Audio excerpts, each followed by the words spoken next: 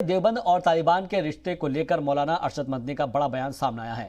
انہوں نے کہا ہے کہ آزادی سے پہلے بہت سے ملکوں کے لوگ دارالعلوم سے پڑھے ہیں، دیوبند سے پڑھ کر اپنے اپنے ملکوں میں جا کر انہوں نے کام کیا ہے۔ انہوں نے آگے کہا کہ طالبان نے اپنے ملک کی آزادی کی جنگ لڑی ہے، طالبان اگر اپنی سرکار میں اچھا کام نہیں کرے گا تو سب برائی کریں گے، تب ہم بھی کریں گے۔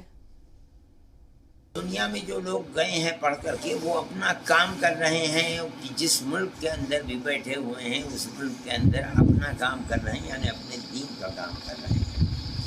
طالبان تنہا وہ لوگ ہیں کہ جو ملک کے اندر یہ کہتے ہیں کہ ہم جہاد آزادی وطن کر رہے ہیں، جس طرح ہمارے ملک کے اندر جہاد آزادی وطن ہوا ہے۔